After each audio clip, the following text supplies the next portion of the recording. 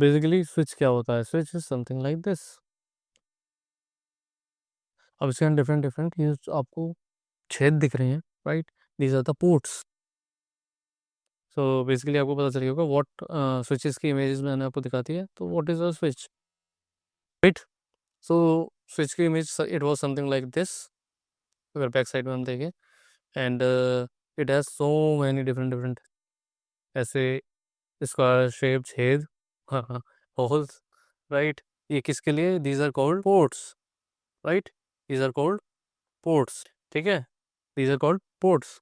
So in ports के अंदर different different devices, जो आपका पीसी होगा, like PC1, PC2, PC3, right, PC4, whatsoever, वो इसके अंदर with the help of Ethernet cable, जो आपको पता होगा, ठीक है, कनेक्ट की जाते हैं।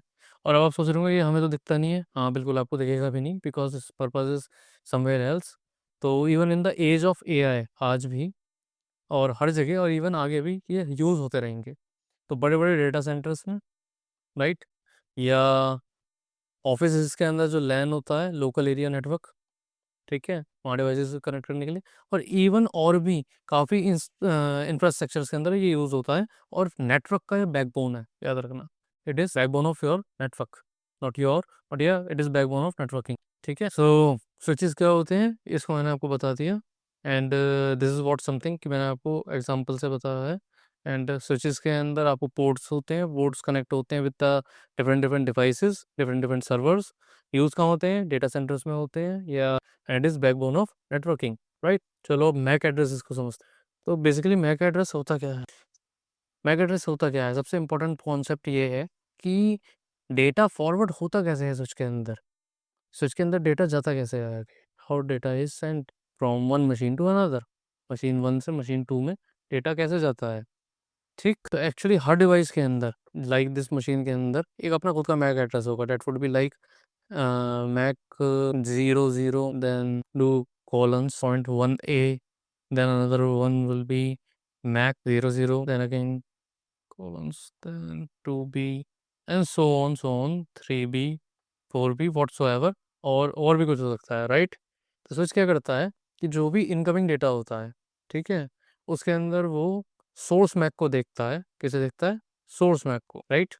सोर्स मैक को देखता है, एंड देन उसके बाद वो क्या करता है? वो डेस्टिनेशन मैक चेक करता है जो उसके अंदर ऑलरेडी होता है, ठीक है? क्या करता है? डेस्टिनेशन मैक को चेक करता है, एंड देन उसके बाद उस डेटे को करेक्ट पोर्ट से ट्रांसफर कर देता है, उस डेस्टिनेशन मैक के अकॉर्डिंग, राइट? करेक्ट पोर्ट से क्या करता है? ट्रांसफर कर देता है। कहाँ पर? डेस्टिनेशन मैक में। किस चीज़ को? सोर्स मैक के डेटा को। तो वो क्या करता है? सोर्स मैक के डेटा को डेस्टिनेशन मैक के एड्रेस पर करेक्ट पोर्ट से ट्रांसफर कर देता है, right?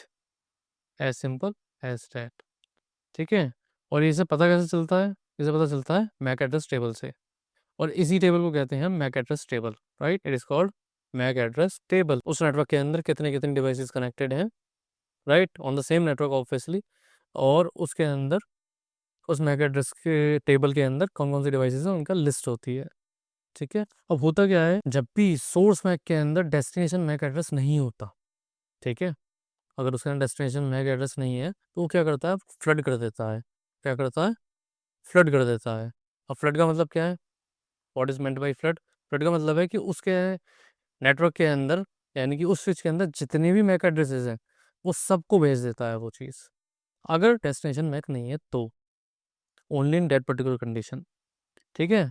Sends data to every MAC address, ठीक, to every MAC address in MAC address table, ठीक है? और सभी पोर्टों पे वो सेंड कर देता है उसके बाद, और सबको वो डेटा मिल जाता है। इन केस अगर डेस्टिनेशन मैक नहीं है, अगर डेस्टिनेशन मैक एड्रेस है, तो उसे डेटा फ्लड करने की कोई ज़रूरत नहीं है, राइट?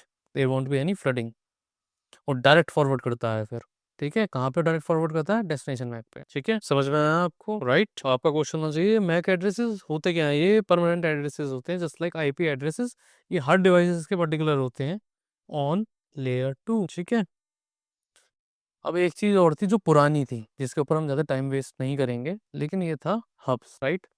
हब्स। सो हब वर्सेस स्विच क्या होता है? हब वर्सेस स्विच क्या है कि एक्चुअल में हब हमेशा एक तरीके से फ्लड ही करता था।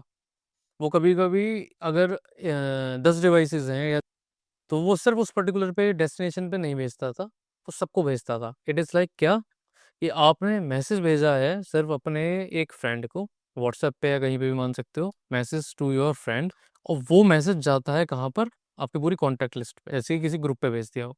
तो हम ये करते थे हमेशा, अगर मैसेज मेंट है आपके सिर्फ फ्रेंड के लिए, यानी किसी एक पर्टिकुलर डेस्टिनेशन के लिए, वो उसके बाद भी कहाँ करता था, वो सारे पोर्टों पे भेज देता था, राइट।